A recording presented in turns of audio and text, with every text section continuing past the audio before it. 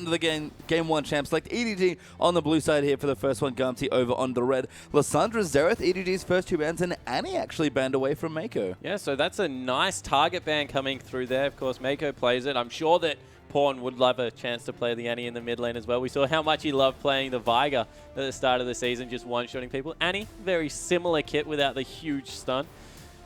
LeBlanc being taken away from Pawn as well. A lot of respect to these mid lane players. Yeah, I mean, LeBlanc already just had so many bans thrown at them, I feel like.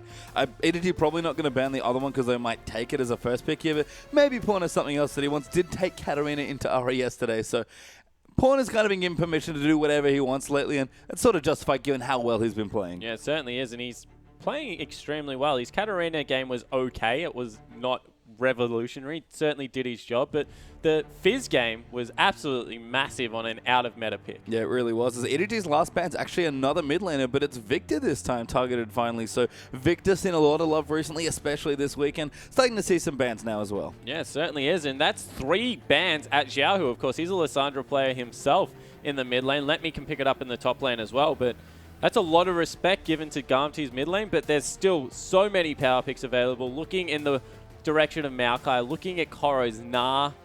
There's just a lot that they can take into this, and it's a Rek'Sai that's being taken away. Nidalee's up. Yeah, I mean, I don't remember clearly playing Nidalee. They can, of course, take it for Pawn if they do want to deny it. Here's Koro. We'll just flash the cast, and I'm probably not going to see that one on 5.4.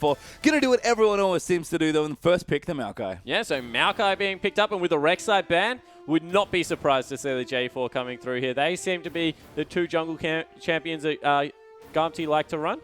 And that's what they're hovering currently. It would make sense as well, but EDG didn't want to take Nidalee potentially if they don't think Huey can play it, and Xiao probably can't either. So we'll see what happens. Nidalee might also fall through. It's been a very weird situation sometimes where Rek'Sai and Nidalee just kind of float off into nowhere. Nobody wants to play them, or sometimes they both get picked. Thanks, OMG. Yeah, OMG running the double jungle top lane weird composition came through yesterday. There's been some weird stuff this weekend as Lulu Jarvan is the first 2 picks for Gamtee. Yeah, and I don't think that's a Lulu top because you take a look at the summoner spells. Looks like Let Me is already looking for potentially that Hecarim pickup. As we see Clearlove actually taking a look at the Nidalee, a very long look as well, and Janna being hovered as the support for Mako now that Annie has been taken off the board. Although Let Me, he swapped his summoner spells over, so that could be the top Lulu. Yeah, we'll have to see those. EDG can consider a few picks here. A very safe bottom lane for them to secure if they do want this particular one, but it'd be weird for me to see the Nidalee. I can't remember if Clearlove's played it, but they are going to go safe here. Corki and Janna, their bottom lane completed. Yeah, but they have a fantastic making of a pseudo-poke composition if they do grab Nidalee here. They've got the 2 disengages, Maokai and Janna. They've got the long-range poke that can come out of Def's Corki, and if they throw a Nidalee and Jace in there, that's a lot of poke damage coming through, and Pawn, very good Jace player. Jace is a good one, actually. I forgot about that. He's an excellent Jace player, but it's been a while since we've seen him. I think Pawn has a win on him in the LPL, but I know he's played it at least once. There's been a couple of Jace games here. Is Gamtee going to consider their 3rd and 4th picks now as well? We see Lulu, we almost always think Kog'Maw, and that's seems like what Gamtee want to go with as well. Morgana Kog'Maw would be a great start to the Juggernaut composition, and that's what they take away. Yeah, so they have a very protected Kog'Maw composition coming through here, but they don't have the Nunu. It was available. If this is what you're going for, it's very surprising that's not the jungle of choice. Of course, a lot of zone control comes out of Jarvan. They're similar in that situation, but just doesn't give the huge attack speed steroid that we're used to seeing. Yeah, I think the big last question for Gamtee is, what do they do with these mages that they have right now? Both Morgana and Lulu, great at supporting this Kog'Maw. Are either of them a support, or do they want an additional support, maybe something like Name, to really go all in on Kog'Maw? They've got plenty of time, and Ezreal Nidalee are the last picks here for EDG. So they've gone the poke fast push comp. They've gone the double AD, both with those very pokey hues, as well as in Nidalee. And this is the weird protect the Kog'Maw composition coming out here. If this is what Gamtee want to go with, that core that is all about the Kog'Maw, with the Jarvan being able to zone, the Morgana and the Lulu keeping him nice and safe, and then Let Me just running around, going where he pleases, as it were, pastry time on the Mundo. Yeah, Mundo's been hovering. We've seen this composition multiple times. We have to give Gamtee a little bit more time to see if this is what they want, but there's something going on in the LPL if this keeps happening, because nobody wants to go all in on Kog'Maw, it seems like. In every situation we've seen this, we've almost always seen a Mundo top. Yeah, and that's a very high scaling composition. They don't really win any lane outright. Even Ezreal will be able to shove Xiao around in lane, you feel, in the 1v1, Lulu versus that Ezreal. So I'm interested to see how this goes down, and if they don't swap here, That's an even bigger bully lane in the mid lane. Yeah, we'll have to see. Is that actually a possibility? I didn't think about that. I have to give that a couple more seconds here, but could be seeing some stuff happen, and they have started the game off here. Pawn is playing Corki. So you have the best Corki in the world on your team, and you give it to your mid laner. EDG are having fun. That's a nice gesture out of EDG. That is. I mean, we'll go through the matchups now. Looks pretty standard so far. Clearly going to be on Nidalee, probably the big one for me to watch, just because I can't remember if he's had a successful Nidalee game so far. But that's not a mistake, by the way. They didn't mess this up on the Chinese side. It's Pawn playing Corki versus Xiaohu's Lulu. And this is the thing. I actually think that Corki is a bigger lane bully in the mid lane, as I said, than what the Ezreal is. Deft, good Ezreal player, another Trinity Force user, will be able to negate this lane because it's not really a lane bullying lane coming out of Tail and Sync Dream. So looking forward to see how EDG pull this one off. Yeah, and again, like the comp makes a lot of sense. It's very poke-centric. There's a lot of good siege and lots of good pushing power with the Trinity Forces, but they're mixing up something fun here. I wonder exactly how this is going to go, but pretty excited. Yeah, definitely am looking forward to seeing it. Yeah, let's find out what happens. We're going to get straight into the game.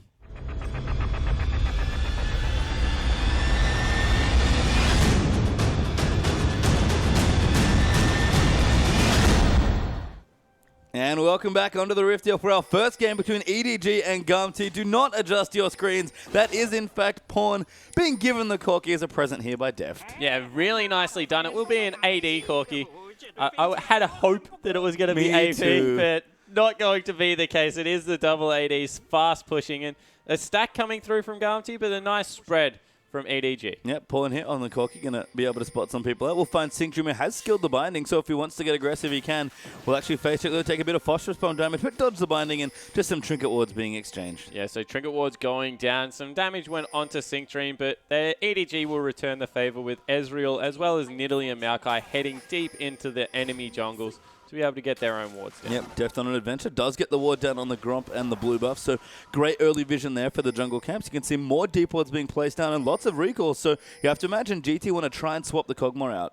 Yeah, it looks like GT is sending their duo towards a mid lane, which gives them a lot of advantages of being either to go top or bottom. Now Kog'Maw just outright making a beeline for that. Deft and Mako showing themselves deliberately in this bottom lane, saying, hey, we don't really care where you guys send your carries, we're just going to go to bottom. Yeah, it's kind of weird to me that Gamtee really want a lane swap, but I guess they just want to try and secure as much farm for the Kog'Maw as they can. Yep. The matchups doesn't seem too bad. Yeah, the thing is, though, I completely agree with you. The matchup doesn't seem bad, and this means that Deft as well as Pawn will get towards that Trinity Force power spike at very quickly into the game. We're talking 19 to 20 minutes where they'll be able to secure both of those if they just farm up a storm in the solo lanes, and that looks like what they're going to be able to do. Yeah, we're going to have some pretty standard farming here. Kog'Maw already left alone, actually, with Sync Dream going on a bit of a journey. As always, going to spot Clear Love taking his blue. I probably can't disrupt it, but we'll at least get a little bit of early vision. And Gamtee have actually started on the other side to their Kog'Maw. Yeah, so they're going to be able to pick up 2 buff starts each, which is very good because if they had a start of red,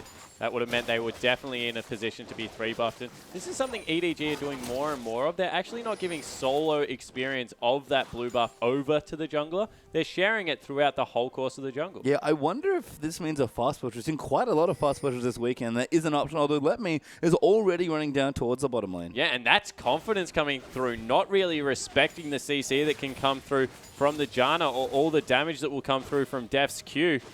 Has got the Duran shield, but Deft, he's using his E. He's trying to fast push this as hard as possible. Yeah, and if Let Me read this, that's actually a beautiful rotation to the bottom lane. Yeah, it certainly is because there still aren't members down there. He's going to get his level 3, I believe, off this wave. Now they've sent 4 people down. He hasn't got a ward, so still needs to be careful. Yeah, it does indeed there. Mako actually shielding up, almost taking turret harass there, trying to get damage down, but Korra and Clearlove invading onto the Grump using some of the early vision Deft provided with his trinket, and he talked about it already. Mundo might be getting dived. Yeah, he certainly looks to be the case. This is the oldest tactic against Mundo, although he has got his trinket ward down, so no dive forthcoming.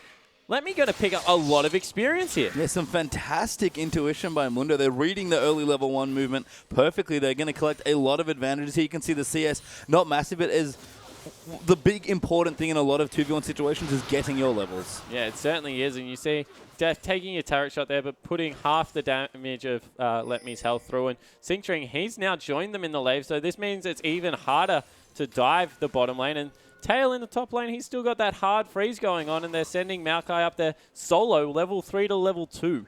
Yeah, and all the while, that's the important thing. We talked about when you swap around, you give the carries free from Tail. Very happy to have his early game going nice and smoothly. And Maokai will struggle a bit. Koro, we talked about this a lot with Maokai, very comfortable in these situations, but we'll have to work for it a bit. Yeah, it certainly will, especially with the Jarvan hanging around. A lot of auto attack harass will come through from the Kog'Maw. And then if Jarvan can add any gank pressure into this lane, you feel it's firmly in Gamtee's favor. Meanwhile, in the mid lane, Pawn's a real beneficiary of all these lane swaps that are currently in the meta because he is such a solid 1v1 laner and he builds CS leads so early on. Yeah, and this is the thing. He's actually quite far ahead of this. Lulu, you mentioned Corki being a lane bully, but I didn't quite expect a 10 CS lead already. Yeah, he certainly is going to work early and he's cheating towards the bottom side of the map because he knows that's where his jungler is. He has no wards down and needs to be careful because there are 3 members. Actually does have one in that bush and wow, that spear. Synctrim eats a spear from Clearlove and really has to run away quickly there as Clearlove is going to go back, complete the first buy for that jungle item, you have to think. And everything just going very fine here. But like you said, Pawn with the isolated mid lane, reaping the early benefits. Yeah, and the scary thing about this for me is, sure, Kog'Maw's getting going. He's got 35 CS. But EDG hit such a clear, bigger power spike early on in the game because they don't have to worry about the scaling Mundo. They don't have to worry about the scaling Kog'Maw. Their tank and AD threats are 1 and 2 damage to item threats. Whereas on the other side, Mundo, he's at least a 3-item tank, potentially 4 depending how big the AD carry gets in these games. And Kog'Maw is definitely a 3-item threat. Needs the Trinity Force, needs the Blade of the Ruined King, plus 1 more, preferably attack speed, maybe the Last Whisper if Maokai gets extremely tanky. And you just don't feel that Gamtee have the time in this team comp. Sure, nothing's happened at the moment, completely even game, 0-0 coming in, no funny business on turrets, no dragons so far, but the win conditions are just so much earlier for EDG that if they play this perfectly, Gamtee will never have a look in this game. Yeah, and that's sort of the thing where we look at this team comp with the Mundo and be like, what's the Mundo about? Because Kog'Maw does need to scale, but he actually has reasonable transition period through the mid game because he's so good with Trinity Force, almost as good as Corki. For me, that's the thing. It's like, why not just play another support and get your safe farming mages into your solo lanes? Yeah, exactly right. And for me, it's all about that. If mages are allowed to just wave clear continuously, really look to just shut down any fast pushes that will come through out of EDG, they have a better time. However, now they don't have wave clear in the top lane. They only have the Mundo. He's very easily dove until he has his item. So if they do turn this into a fast push game, it's really up to Xiaohu to be able to trim all the waves. Yeah, and Gamtee just kind of wants to freeze for as long as possible, but probably not going to happen in this game. EDG will break it soon enough here, although let me... With some levels in the Burning Agony, doing well, pushing in. Deft will farm out under turret, though. Mako going to help him out. They'll protect that turret with a shield. And again, we're going to look to our first dragon here. 7 minutes in. Have to think 3 to 5 minutes time. We'll see it. Yeah, and Pawn actually not going for a Trinity Force first item buy. Has picked himself up a BF sword first time back. Might have got a little bit of 1550 itis. Or 1600. 1550 for the attack damage version. That's pretty much what Atlas does every single time he shops. Yep, he's just like, what can I spend my money on? This is what I'm getting. Hey, I've seen Uzi do that, man. He's a good player. As Corki, it does help with the pushing if that's what they want to go for. So a very aggressive choice by Pawn, but understandable here. And I love this element, giving the Corki the blue buff. Yeah, certainly do agree with that. He just spams so well. And Clearlove actually doesn't really need it with that smite coming through, going to be able to pick up a lot of sustain in the jungle by himself. So just give it over to Pawn. He'll be able to continually push this wave out and really make it difficult for Xiaohu to be able to respond. Yeah, and Xiaohu is struggling a bit in CS now as well. We talked about the lead, basically 10 this entire time. Loses the cannon creep there as well, taking away his blue buff. Xiaohu will be competitive now as far as counter push goes with 4 levels in the glitter lance plus a blue buff. But Corki probably pushes faster than Lulu. Certainly does, and all Pawn's looking for is that one pop shot, that get the phosphorus bomb, clear out the wave, walk up, get the one auto attack on the turret, back away, and then he'll just slowly over time start whittling it down because he's the one in complete control of the lane. A good word there by Gamtee though. Going to spot out that red buff here as Pawn now pushing in. You can see again, throwing the Q out, trying to harass, not quite aggressing onto the turret actually, taking it quite slowly here in the mid lane. Yeah, still respecting, I guess, the slow that can come through. Doesn't want to be ganked, but he is relentlessly shoving here. And until that Morellonomicon is finished up, Xiaohu, even with a blue buff, is going to struggle to push back. Yeah, so Corky, pretty creative stuff. We already talked about him being a fairly strong laner. We've seen it for Ezreal. And I like what Pawn's done here. Is Korra actually going to go aggressive onto Let Me, though. Mundo with his ulti, going to get quite low. Who has to be careful. Does pop the ulti, but Korra still chasing in. No jungle pressure anywhere. So Let Me runs away, but he'll be safe. Yeah, and Let Me's burning Agony was doing a lot of the damage that his ultimate was healing back there, trying to clear the wave out. In the end, has to give it up. And I think it was actually Froggen that initially brought the mid AD Clorky into mid lane around Season 2 time. And he showed how much of a lane bully it can be, aggressively volking in on people. Level 9 is where it really does start. And he's a surprisingly good roamer because he goes a very movement speed heavy build as Death Wow chunking out the bottom lane. Yeah, Pawn going to get a pink ward now as well. Going to get Xiao off it, who tries to good lance him, but he'll be okay. And yeah, down the bottom tail. They've actually swapped back. I kind of missed that here as we've got the Sheen being completed and Manamune there. Seems like for Deft is his first item at least. But yeah, getting shoved off aggressively. John Ezreal, pretty good in poke wars. And I think this is why Pawn went the BF sword item, because Manamune is going to be roughly the same amount of gold. So they will still have the BF Trinity Force as well. Oh, Pawn going extremely low on the... Pawn in a lot of trouble. Actually ended up in an extended trade there against Xiaohu and lost it. Huey now going to come in, but clear level dive in after the spear. Will hop away there with Sync Dream approaches, and Pawn almost gets himself first blooded solo. Yeah, but did get the ultimate out. Had to burn the heal for the ignite, so Summoner spells traded. But no ultimate on Xiaohu if a dragon fight does start up anytime soon, and it looks like it might because it's 10 minutes into the game.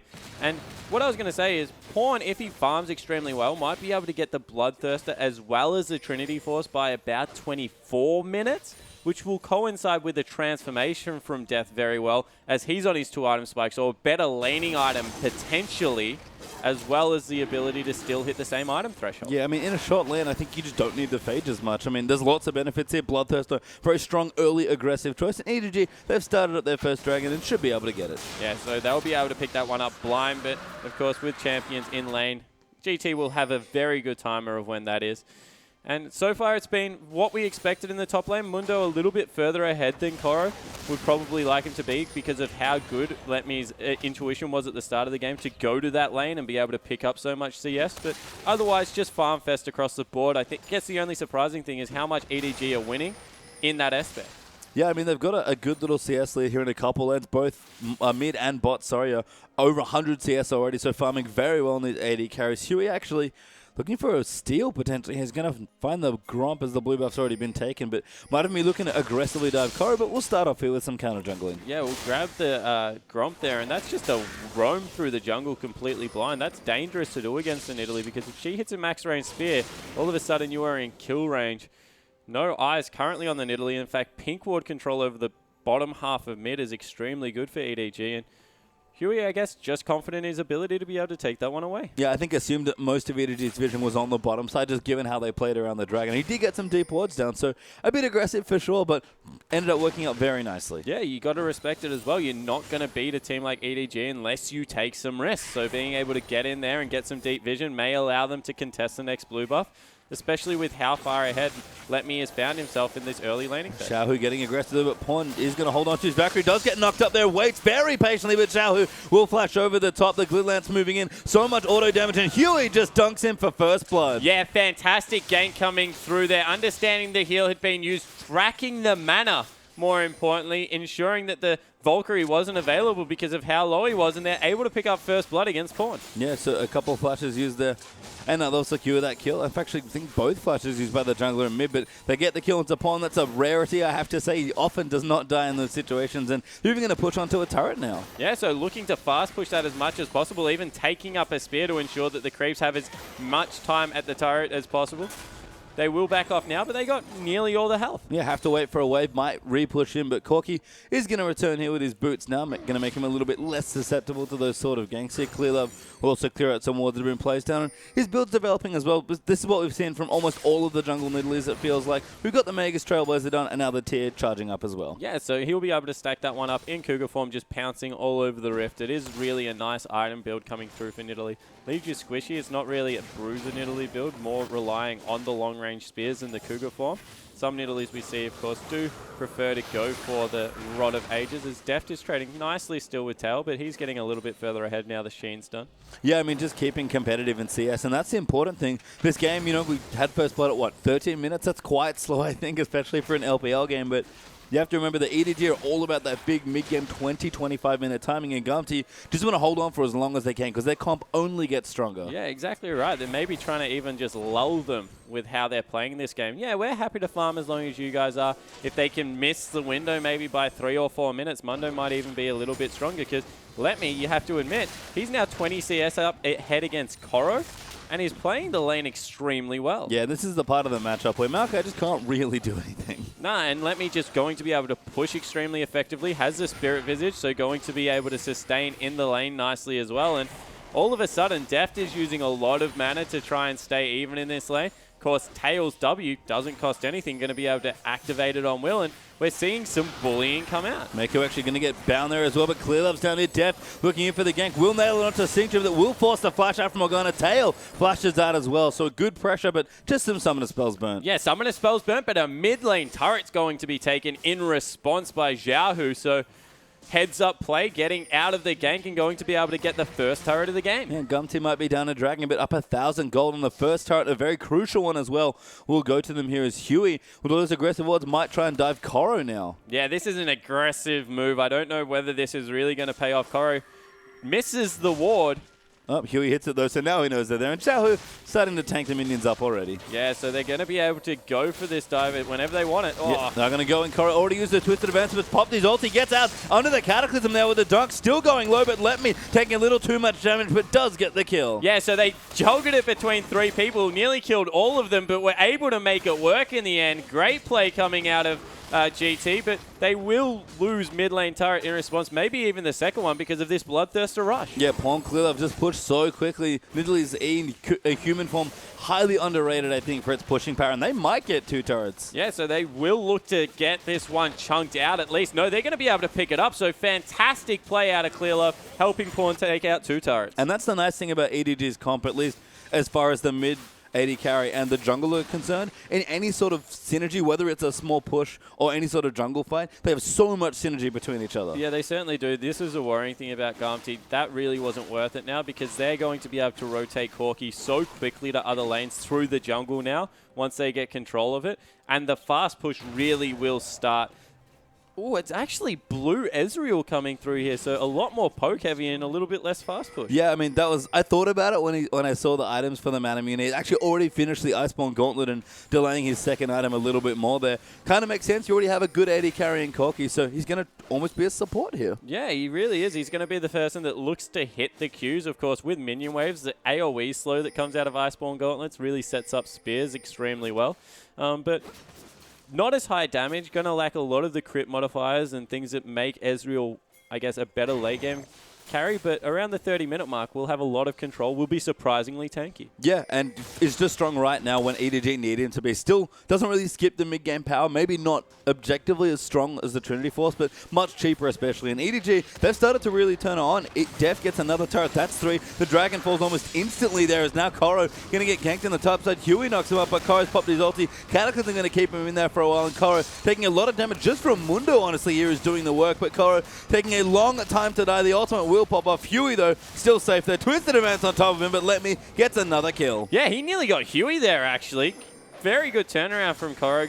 Eking it out until the last second. Huey survives with about 175 health, so nearly works out for the top laner of EDG, but you see that's the focus, getting this Mundo ahead, making sure, especially now that blue Ezreal's coming through, they have no tanks trading on their lineup. If Mundo gets to 6 items, probably impossible to kill. Yeah, and EDG, we already talked about them having a very mid-game pushing-centric comp. They're going to have to accentuate that, maybe speed things up a bit here as well. They've got control of the Dragon, which is nice. The 5th Dragon might give them just enough damage to win actual team fights, but at this stage of the game, all they really want to do is get the double AD carries in lanes and start pushing. Yeah, and that's exactly what they have done. They've taken the bottom turret. Now they've swapped Deft up into the top lane to take the last outer. From there, look for them to secure control of the jungle and rotate around as a 4-man unit. Really is what they are looking for now, and they've got, as we keep saying, this 12-minute window between the 20 and 30-minute mark for the double AD comp to really take over. And I love that you mentioned this before, because until you said it, I didn't think about it. The coolest thing about getting that aggressive vision down is what, insofar as fast pushes and rotations go, is that you just have a much shorter path through the enemy jungle to the other turrets. Yeah, exactly right. That's why mid is the important lane, because if you get those Raptor and Wolf camps warded and you know the jungle isn't there, all of a sudden their rotation is around the whole of their outside of the lane, and yours is a direct beeline. So you start these slow pushes, control and manipulate the waves, and then just cut through jungle camps to be able to really get there quickly. And that's what fast push is all about. Understanding where you need to go next, prepping it like 3-4 minutes in advance, and then crushing down structures with those huge waves. Yeah, and that's why the teams that have such strong rotations kind of almost come out of you like at nowhere. And Pawn, he's real powering up real fast now. Sheen is done here. Phage is on the way with the longsword in his inventory, and he's ready to take some turrets. Yeah, he certainly is. He's going to have that phosphorus bomb one auto attack, be able to chunk them out, both structures and people. At this point, has CS nicely, 173, although I'm surprised at how well Xiaohu has kept up. 193, actually about 15-ish in the lead, and doing a great job in the Lulu in the mid-game. Yeah, it was about 10 CS behind for the first 10 minutes, so quite impressive for Lulu there. And honestly, Chinese Lulus have looked really good this weekend. I don't think I've ever seen a Lulu do so much damage as when I saw Pawn playing it yesterday. Yeah, I certainly agree. And, you know, they're making believers out of people because everyone thought, especially mid lane, okay, top lane Lulu still has a lot of control. The polymorph probably the bit of the kit that you forget about very easily until you're a Hecarim in the middle of people as a pony as well. Xiaohu. Yeah, actually find Pawn here as well. Pawn actually getting bullied now by this Lulu, and so much damage. The second clear line's just going to miss. Looks for the flash ult. He just wants the speed, actually, as Pawn going to move in on Xiaohu. Just gets a kill solo. Yeah, and then now they're going to turn on to Koro here. Yeah, Koro actually in the mix, but Let Me's joining in as well. Clear Love's off to the side. So is Mako there, just at the top of your screen. But Huey taking too much damage. Deft has joined in now as well. Sync Dream trying to find a binding. Doesn't get it. Clear Love diving in. Koro actually chases Huey out of the flag and drag with Twisted Events. Xiaohu now looking low. Koro gets a flash arcane smash just for the slow. Clear Love going to get the next kill. Someone's going to get hunted as Mako jumps forward. A knock up there coming in onto Let Me. Clear Love needs a couple more spears. He pounces forward towards the rest of Gamtee, but minions in the way. They'll settle for a push. Yeah, they're going to get a push here, and Xiaohu had the right idea. Huey did not. Xiaohu was kiting backwards, allowing the Kog'Maw to catch up. Every single step they took backwards was even though it was in the wrong direction, it was closer Kog'Maw was to that fight. Huey cut through the team, ended up dying, so they were all a person down, and Kog'Maw wasn't able to impact whatsoever. This has meant that EDG, they finished a member up, and they're going to be able to push a turret. Yep, so take the outer turret there. Pawn getting caught. Probably wanted that for himself, but EDG will get it anyway and secure themselves further control over the map here. They just need the last outer. Going to take a little while, but Def, no, actually going to give it up. Yeah, so not willing to go for it. 2 minutes until Dragon. That's the time that you should start prepping the wards and making sure that you're around the area. So they back away, do the team thing, understand that they need to control the objective because they're probably looking at all the bonuses Dragon gives their team, the movement speed through the jungle that we talked about, the turret pushing, crushing down those minions. Every single Dragon is important for EDG to succeed. Yeah, it works so well with their comp and even provides another win condition if for whatever reason they can't do the fast push or need a bit of help. So EDG, we've talked about it a lot. Their Dragon control's been stellar throughout the LPL, and it's just so lovely. It's such a beautifully put together comp by EDG. Yeah, I really like what they're doing here. I don't know whether I necessarily agree with the item builds that they've gone with, but definitely the strategy behind everything is extremely fun to watch. We might even get another Banner of Command just for some more map pressure around. Maybe. Banner of Command's pretty good at breaking sieges, but I don't know if EDG going to have too much trouble with all their poke. As Tail going to go back, does now have his Build Order and a Trinity Force, so actually very well equipped for the next major fight, which should be for this Dragon here at about 40 seconds time. But EDG are prepping up the wards. Huey's even in the area looking to get some down. Xiaohu now the Rabadons. Mundo very tanky actually as well. I think Gamtee are going to be happy to might look at a 5v5. Yeah, they definitely are at the position with the Wardens, Mail. I think that's a huge pickup that comes through because that allows Mundo to stay in the front line for an extremely long time. He's actually 35 CS up. 36 CS. Sorry, Matt's never strong point. From Koro. And I like the Kog'Maw build. If we touch on Kog'Maw a little bit, the reason he's such a good hyper carry isn't just because of his kit and how he scales, but he allows you to go for luxury items because he has some inherent power in his kit. And a good thing about a hyper carry, the reason I don't really class Ballista as one, as we might have a bit of a team fight, is her build is extremely cheap. So she gets to about the 33-minute mark and she's capped out. She's not going to get better. So far, Kog'Maw's build, the most expensive that you can go for. Throw an Infinity Edge and a Phantom Dancer in there. He's not going to finish it until the 35-minute mark. and that's without a defensive item, all the while getting stronger and stronger as we see the poke come through. Yeah, Tail actually going to get the Black Shield put onto him there by Sync Dreamers. Gamtee are posturing to defend for this next dragon. It will be their first and EDG's third, so a very important dragon for them to try and contest. Yeah, the thing they need to be careful of, though, is if this turret minion wave in the middle starts pushing and they lose any kind of a fight, their base is going to be exposed, so they need to play this one extremely carefully. Let me do running around with the Black Shield on Mundo, throwing cleavers out, just being such a menace in the front line. Huey has taken quite a lot of damage already, and Tail got chunked by a spear. Yeah, he certainly did. That was fantastic. Probably fight over. Gamtee need to get out of there. Yeah, Clearlove still hawking spears. Tail just dodges the next one there as they'll keep moving through. The Dragon pretty angry, actually, yelling at Def. They're doing a little bit of damage.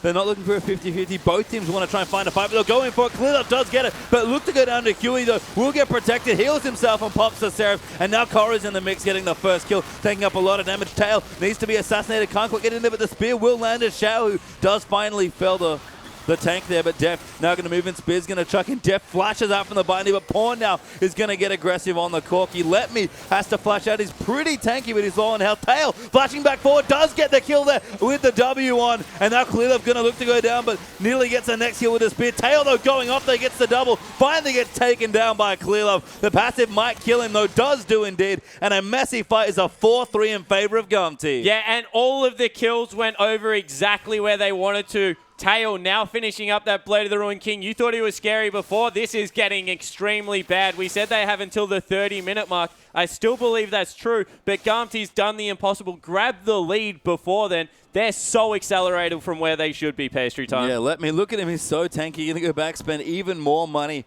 and just get bigger and bigger. Probably has a random done, but let's watch that again. Yeah, so I thought that they needed to get out because Tail took so much damage, but Huey just locks up the whole team and is massive. Meanwhile, Let Me is just in the middle of everyone, giving zero cares. He's still running through there. Got, of course, the Ignite on him. Not really worrying still. Still extremely tanky. Def goes aggressive there. Needs to blow his flash. And if you watch the fight, that'll come back to hurt him because the split focus here from EDG. People are chasing, of course, the Mundo. People are chasing the Corki, the Kog'Maw. Kog'Maw turns around, able to get so much damage. Playing nicely around the ridge, so moving back and forth in amongst the Fog of War, and even his passive comes through here massive, being able to pick up another one. Overall, Gamtee probably couldn't have got more out of that fight. No, I mean, didn't get the Dragon. That's, I guess, the thing they really lost there. But 3 Dragons for EDG. I guess they'll take it given how much gold they've just picked up. Even look down, the gold now ahead for Tail against Def's Ezreal. Yeah, so he's looking extremely good, and as I mentioned, Blue Ezreal, cheap build, going to cap out nice and early in this game, but Tail, he's going extremely aggressive. If that is a Bloodthirster, that's like a 4,000 gold item, a 2,800 gold item, then a 3,000 gold item. That's an expensive build. It is, but so good once you get there, if you can get there. And that's why Kog'Maw, we're seeing him so much recently because the payoff is massive. And his kit's pretty good at kind of getting him there as well. Kog'Maw scales great with levels. Also, the passive attack speed that for some reason exists on his Q is actually quite useful. Kog'Maw does a lot of great things in the late game, and Gamtee have kind of got him to the point where he can start getting further ahead. Yeah, it certainly does. And we're seeing Let Me continue the split push in the bottom lane. They're going to send Korra down there to deal with him. Has no armor, so whenever Let Me decides to activate that E and start hitting him, we'll do a fair amount of damage. Of course, the cleaver's percentage health, they're always a nice thing. And we see across the map, it looks like now EDG, they're the ones that are being reactive to the play. This isn't the point where they should be at. Well, they don't want to fight. That's the issue, and they've kind of lost control of the map to try and out-rotate Gamtee here. I mean, yeah, they can poke, use Ezreal, use Spears and Corki, but if this is happening under their own turrets, Gamtee are winning. Yeah, and this is the danger. When they get caught in chokes like that, you saw the glitter lands, and all of a sudden everyone is like, please do not have the speed up for Kog'Maw, because he's going to run in here and destroy us. Needs to be careful he doesn't take all the upfront burst damage, but they can't fight around chokes. They need to really be in the open and spread out, so Lulu's not doing all that work. Yeah, I think Corki needs to spend some gold. Trinity Force not quite there yet for Pawn. His farm rate slowed down significantly since he left. And unfortunately, it's just the 3 turrets for EDG. Haven't even gotten the outer that they were looking for. And Tail going in onto Pawn, chunks him to 60% health. Yeah, and doesn't lose any in response because of all the shields. Look at how much damage he even got down on the turret. That was one wave and people just going back. Clearlove going to be a very useful addition to this team with that heal coming through, but Meanwhile, Mundo getting bigger. Clock is starting to run out. It is. Let me here with 2 items, looking for his third, but very strong at this point with the Randuins plus the Spirit Visage and the Ninja Turbo as well, helping out Koro, trying to clear it where he can, but Let me just being such a nuisance here. Yeah, he certainly is. And the one caveat I do want to put on this game is yesterday, M3 also had a great scaling comp, and they still lost. So EDG, even if this goes to the 35, 40-minute mark, yes, their composition is technically weaker, but if any team is going to win against the odds in terms of team comps, it will be EDG. Well, Pawn has shown us a lot of different champions over the split. Not sure how good his Cork is, but I guess we're going to find out here. And he really does need a bit of extra damage. Deft actually finished his last Whisper, so powering up nicely. Again, Blue Ezreal, very cheap, very efficient build. But Gamtee is starting to look around some other objectives, and most importantly, Dragon is back in a minute 15. Yeah, so Dragon back. They also have a truckload of Baron damage with the Mundo Cleavers as well as the Kog'Maw. So as soon as they win any form of a team fight, that's a real objective, and it helps them out in so many ways. The jungle position really is the only position that is a clear advantage right now for EDG. Clearlove, 50 CS up, has finished up 4 items. A real threat here in terms of AP damage. Yeah, that Void Staff, a big boon to his kit now as well. You know, didn't have quite enough luxury money to go for, say, Rabadons or Azonias, but going to do very good poke damage here with the Seraphs completed now as all the Archandles, sorry, as Clearlove. He's going to bounce in, kill the Scuttle Crab. Gives him a warning shot as well. Hey, man, you gotta tell the Scuttle Crab what's up. Pawn's still here in the mid. Does have his Trinity Force now, actually. So EDG was sort of scrambling for a couple items here. Seem to have hit their timings recently. A little late, actually. Pawn especially. 30 minutes for those 2 items. He probably wanted those about 5 minutes ago, but they'll take it. The next Dragon's up, and this will be their 4th. EDG can put a very different sort of timer on this game if they can claim it. Yeah, they certainly can. They can really force a pace through that Dragon objective. Wow, the damage coming out of Def, very real. And you see the slow up, how useful it is. That's big, just under, but Clear taking so much damage just from Xiaohu alone. Koro diving into the backline, and Deft actually kills Sync Dream there off to the side, but Huey gonna dive in. A good ult from Mako will disengage him. Koro now into the backline onto Tail. Deft going very aggressive forward, and Koro just taking up so much damage. Blue Ezreal keeping everyone in place. Tail will go down next as well, and EDG, a beautiful fight, will finish in an ace. Yeah, clean ace as well. No one going down. Deft, the star of that team fight, able to keep up with everyone, slowed everyone. The AoE, it was an absolute masterclass on that Ezreal. It will probably mean the Baron, and all of a sudden EDG take their game back. And the big question we always have for Deft is, how does he do so much damage on every champion? Because he did things on that Ezreal. Yeah, he certainly did, and they're going to actually go for broke here as well, looking to pick up the Dragon at the same time, so they're going to clean the map of all objectives, and this turns into EDG once again in the driving seat. Very greedy, and a nice gold lead now actually as well. It's kind of going back and forth a little as Deft will get spotted off here by Sync Dream. Yeah, does see it, but knows what's happening with the Dragon. Probably can't get too close to the Dragon doing a lot of work here. Sync Dream might just run an ulti. In fact, does use it, but Arcane Shift will break it. Now Sync Dream caught out of position, and Clearlove will save his friend and get the 4th Dragon. Yeah, Sync Dream is the player that confuses me the most in the LPL sometimes. That was an interesting life choice there, and he does does cost him in the end. Yeah, Sync Dream's big adventure once again, catching him a little bit out of position. Xiaohu looking for his blue buff, actually going to get aggressed on by Koro, who's quite tanky at this point on the Mako blue buff. I think got stolen away. It looks like someone might have managed to get it off that. Mako, do you have it? Nope, Pawn already stole it. Yeah, Pawn grabbed it off the backside there. Unfortunately, didn't have any of their damage threats to be able to deal with this. And across the board, EDG, they've got back maybe, 5,000 gold in the lead at the moment. They picked up some big item thresholds. Blade of the Ruined King, the most noticeable one coming through from Def, so he's a terrifying 1v1 threat. In fact, Tail hightailing it out of there. Yep, has to get out. I mean, Def was looking for the 1v1. Yeah, he certainly was, but the Thornmail is now being completed up by Let.Me, so he's in the position to start tanking a lot of that damage. As soon as he grabs that Warmog's armor, you feel that that is a lot of armor as well as effective health pool that just works so well with all of Mundo's kit, not to mention the regen. He's going to become very difficult to deal with, and we saw he's already staying alive for a lot of these fights. The sooner they don't have to use the defensive spells on the Jarvan, on the Mundo, and can, I guess, completely augment Tails' Kog'Maw, the better off their team comp will perform. Yeah, and I mean, imagine if that last team fight hadn't happened. Let.Me's 3 items would look so much stronger against EDG's lineup, but Def, with a 4th item now, actually finished his Blade of the Ruined King, and their comp finally getting to work here and just grouping together and taking turrets. Yeah, certainly are. The CDR coming through with the blue buff and everything else available. Clearlove is the underrated performer here. Everyone across the board, with the exception of, it's really weird, Koro and Pawn are the two underperformers, and Clearlove, Death, as well as Mako, really have turned it on for this game. Yeah, I mean, it's funny. His Death actually takes a lot of damage there by Tail. Kog'Maw, still not a joke. 3 auto attacks. Count them out. That was so much damage coming through there from Tail. Able to chase Death completely away, and it's all about that, all about the Lulu adding so much damage in a movement speed. Yeah, and Corey here trying to run Let Me, who's defending the mid side as well. They're going to split up a little bit and try and pressure multiple turrets with their Baron buff, but can't really pick a 5v5 fight like we mentioned, and their poke just not quite there. Yeah, and this is the thing. They're not able to break the base, which is why I put such an emphasis on being able to rotate around the map, beat them to separate objectives, and spread them out thin, because in a 5v5 death ball, Gamtee is still as strong as ever.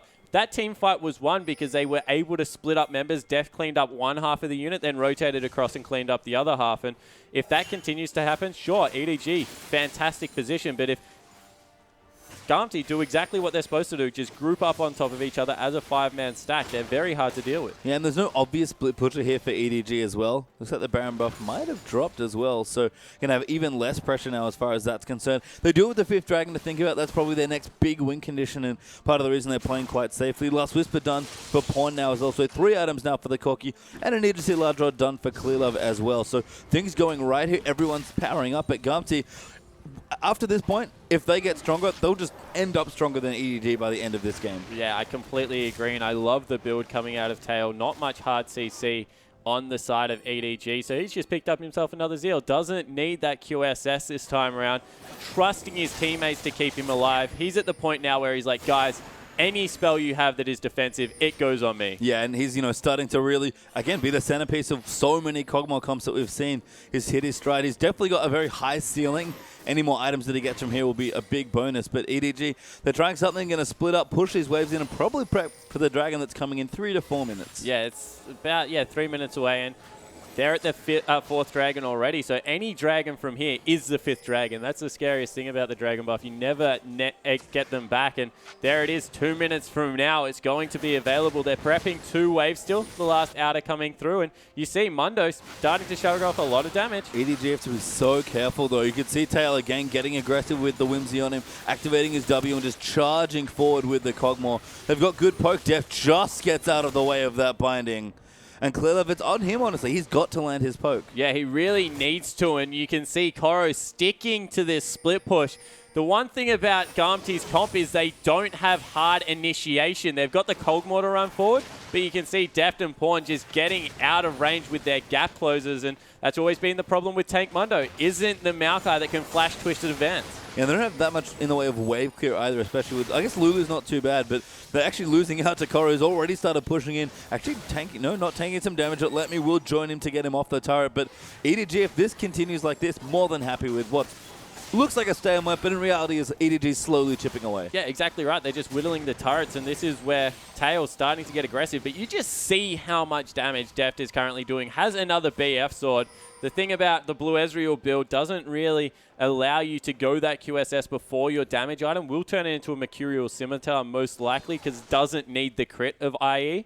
However, it's a very expensive build-up. Needs to be performed very on point in team fights. Yeah, Deft is kind of capped on items. If it's the Bloodthirster or the Mercurial Scimitar, both fine items here. He's not really going to be doing that much more AD damage. Even has his boots enchanted up now as well. So he's kind of done as far as damage goes. Pawn still has a bit of a way to go. Actually has another Vampiric Scepter, interestingly, so might be going for a Blade of the Ruin King. Yeah, I expect it is a Blade of the Ruin King. It is the answer to Mundo, of course, and no Frozen Heart being built as of yet means that the attack speed is very useful as, wow, that's a lot of damage coming through. Xiaohu getting chunked before the next Dragon fight. It's up in 2 seconds, and they need to be able to secure this one, Gamtee. Let me, though, Whimsy actually running around clearing wards.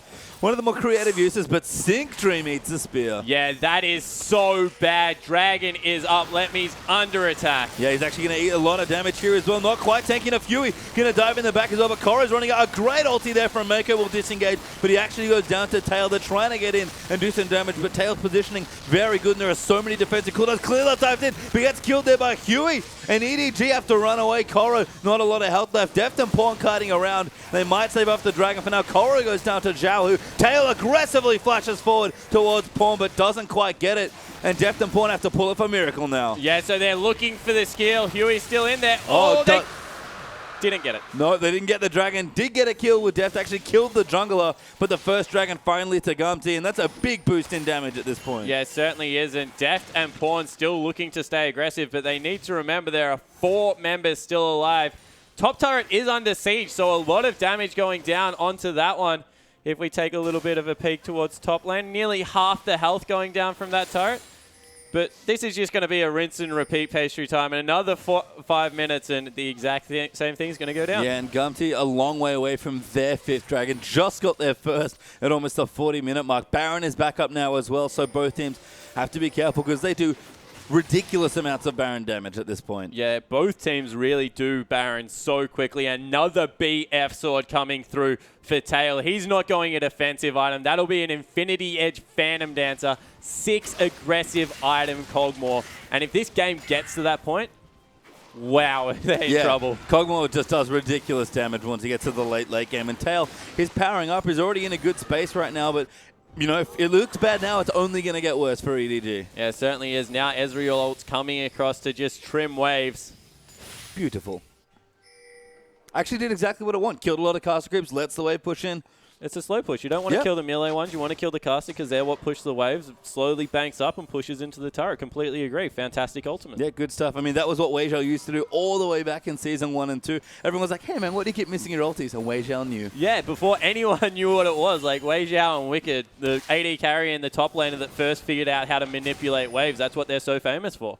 Yeah, and you can tell Deft, it's kind of a lot more commonplace now, of course, given that I know about it. Must be everyone must know about it. And Deft is using some of that skill, trying to push around, because they need to out-rotate Gamtee. All 5v5s just look so difficult at this point. Yeah, exactly right. They're chunking people out still, however. Jarvan, who looks tanky on paper, going for his own Thornmail, gets absolutely destroyed in that. And they're disappearing Koro off the map to try and bait out this Baron. They send, of course, Huey around the long way. He has some Sightstone wards still left up, so he's going to be able to drop one into the back of the Baron pit, and Gamtee just might force. Tail whimsied up there. Pawn immediately Valkyrie's out of the way, and I would too. Kog'Maw real scary right now. Yeah, he certainly is, and look how big that shield is. Let me actually just tanking up the turret. They're going to take it before the teleport comes through. Yeah, incomplete there, and Corrigan waits the cooldown. Clearlove might get caught out as well. Chao does tag him with a glitter lance, but a good tornado disengages. Yeah, and a huge heal coming through from Clearlove. He's completely back at full, and that's a horrible mistake by Koro. Don't teleport to late game turrets, teleport to the minions. Xiaohu, though, took so much damage there. 20% of his health through a Lulu E, and these 3 big AP items, or 4 actually, with the Chalice sitting in there as well. Clearlove starting to power up, actually has finished his Rabadon, so he's a legitimate threat on this side as well. Yeah, certainly is.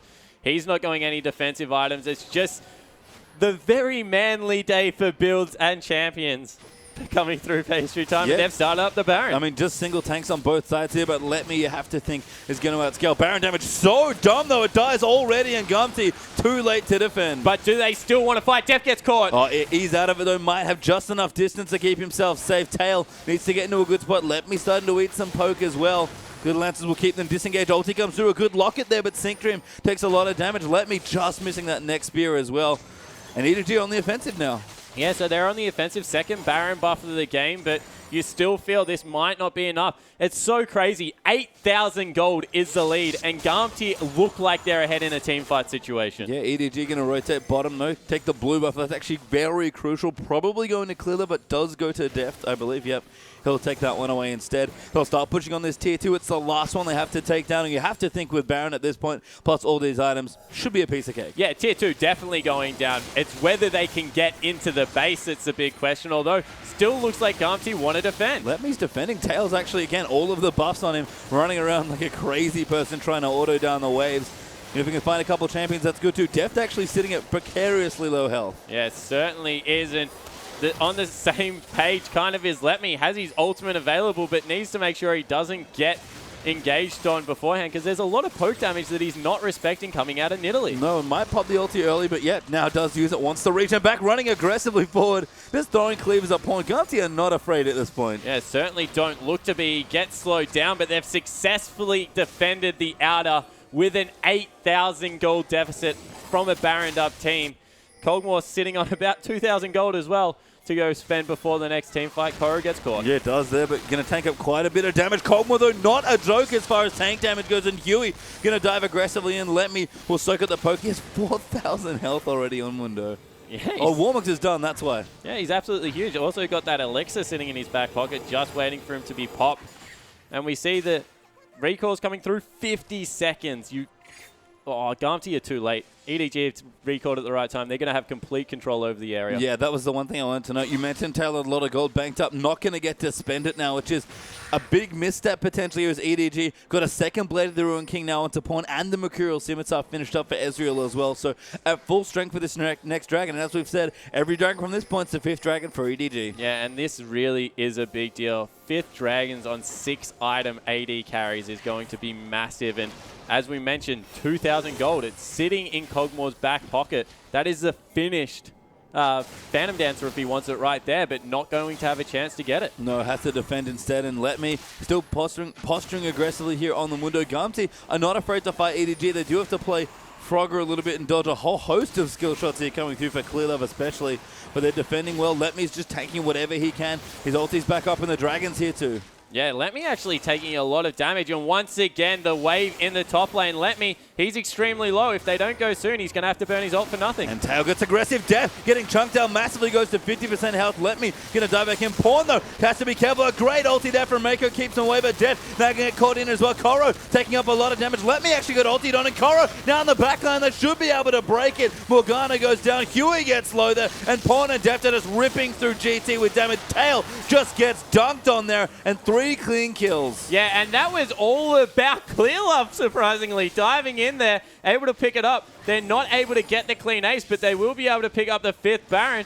Dragon, no, they're just going for the inhibitor. Yeah, they're going to try and take some structures. We talked about it. They've looked for so long to break this base, and they're going to finally take the opportunity to do so. Koro, slowly but surely, will work on it. Clear will actually stay to get the 5th dragon, and that will accelerate them nicely. They might get more than just this structure. They're going to win the game. They're so far ahead right now. 20 seconds on anyone. They've got a minion wave. They've got the 5 dragons and an AD carry still in the base. No, they're backing away, playing it so carefully. Yahoo quite strong here as well, but Koro is going to find him. Mako moves in for the slow, but gets tagged by the mid turret that's still there. Koro, despite the 5th dragon, actually has to be careful from the Lulu, who's doing respectable damage, but Deft waiting in the wings as well, and it looked good. They get the inhibitor, they get the 5th dragon, but can't finish the game. Yeah, that was so close. They really did play that one extremely carefully. Deft, you see how much damage his auto attacks are doing? That's ridiculous. Yeah, and that's the thing. When you have, a pretty squishy glass cannon-esque compu like EDG with lots of very powerful but squishy carries, even Ezreal has gone for more of a utility cost-efficient build, will do ridiculous damage at this stage of the game. Yeah, he certainly will, but you feel the game's at the 48-minute mark. We said if it gets this far, it's Gamtee's game to lose. They've got a 5-item, nearly 6-item Kog'Maw that's finished his Infinity Edge. They've got a full tank 5-item Mundo coming through there as well, with the Thornmail, with the Randuins and the Warmogs. Now level 16 Jarvan, who's also finished up his Thornmail. Sure, EDG do a lot of damage, but are they going to be able to get it over the line? It's still so close. Yeah, it's real tricky at this stage of the game. So Gamtee, just going to play safe, clear out their top wave, make sure those super minions don't cause too much hassle, and wait out the 5th dragon buff for a little while longer. And EDG still have to break a bit more of the base here. The super minion wave, one's not enough here against the Kog'Maw. Deft again going to trim these waves nicely and keep pushing in. But that tier 2 that they wanted to get for so long, they still need to get it. Yeah, so they're going to be able to grab it this time around. Clear Love going to be able to take that one down. Mid lane, a huge wave coming through. Maybe Gamtee rolled the dice on a last engage. I don't think it's that desperate. I really do think that they still get better. No Void Staff has been finished off here, and they need to be careful they don't cop a spear. Yep, Tail actually going aggressive, but only finds Koro for a couple of pot shots.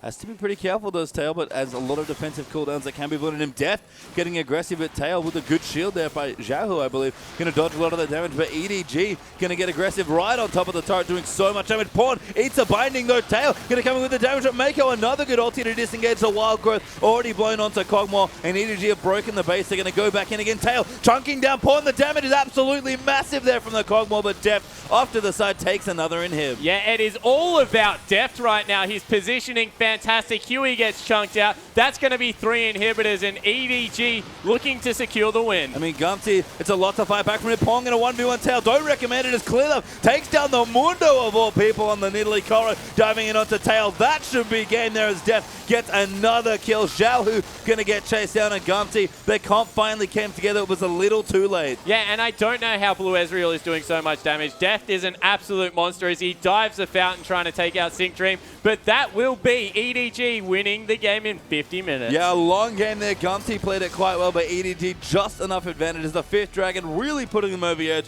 and Deft another MVP performance. I agree with you.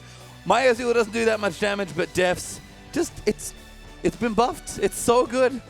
he's a freak show. He is absolute. He ekes out every possible inch of DPS from all of his champions. His positioning in that last fight, making sure he was on the opposite side of Pawn. Pawn got taken down by Kog'Maw, wasn't able to take out the second high priority target, and you have to say, Deft proving he's the best AD carry on the team. Yeah, yes, as Pawn's Corki didn't look quite as good as Deft's Corki or his Ezreal that game, so fun stuff there from EDG. You have to think the scariest thing, though, is if they're going to play, I'm going to call that weird stuff. It's like, I like the comp. It was actually very well put together, but it was weird. But if they can win like that against the big Kog'Maw comp with a massive Mundo, EDG are just too scary. Yeah, it certainly is, and it was a legitimate comp. I actually think we have a replay to jump into, so let's pull that one up to see exactly what their composition was doing. And this is the all-important Dragon fight. Look at the top lane wave before we even roll it. That is absolutely huge, and let me at half health as we come into the replay and see exactly what EDG are doing to secure it. Tail buffed up, trying to chunk people out. Does get a lot of damage onto Deft, but just watch exactly how Clearlove plays this. Make a great ultimate. Clearlove going to be able to dive in there and get a lot of damage down in both human form and Cougar form, just repetitively throwing in spears, the ultimate across all of the members, and from there, it really was about the split that came through, and Clearlove resetting the pounce, making sure he was completely on top of everyone. When you have so many damage threats, you forget about the jungler. When the jungler is all AP, does pretty sweet stuff. Yeah, and another carry-ass performance of Clearlove, but Deft, the true shining light there for EDG. Can Gamtee take it to him in the second game? It looked okay, but we'll have to find out after this quick break. EDG vs Gamtee Game 2.